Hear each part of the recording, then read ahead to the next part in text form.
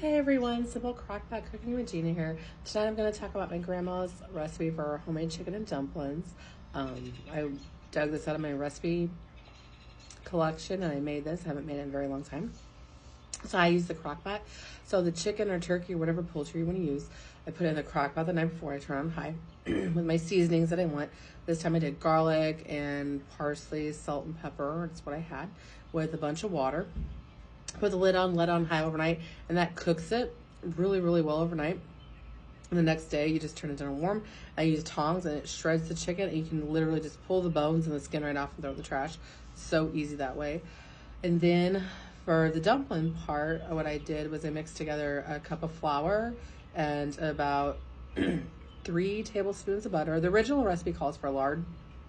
I use butters because what I have, butter that's softened to room temperature. I like real butter, not Oleo or Crisco or whatever, so I use real butter. And then a little bit of salt. And what I do, you got to use some water too. What I do, I take the chicken stock that cooked down overnight and I use that to mix it with the flour. You make it into like a ball, like a dough. And then I use parchment paper with a little bit of flour so it doesn't stick to the table. I roll it out real thin. You cut it into squares.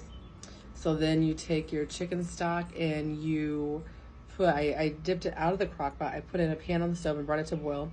And you scoop the noodles up with like a spatula or a pancake flipper, whatever you want to call it. You put them in the stock as it's boiling, and you boil it for 3 to 5 minutes, probably closer to 5. Stir it constantly because it likes to stick to the bottom of the pan, depending on the pan. I take that when it's done boiling, I dump it back in the crock pot. I stir it up and it's all warm. It'll last in there for the most part of the day. It works really well that way, and then the flavor really gets infused in the chicken and dumplings when you use the stock to mix it up the dumplings as opposed to water to make the dough. And then I also did instant mashed potatoes with some seasoning and flavoring. So we had chicken and dumplings and mashed potatoes the other night for dinner, and it worked really well.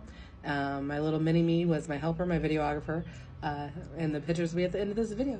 Until next time.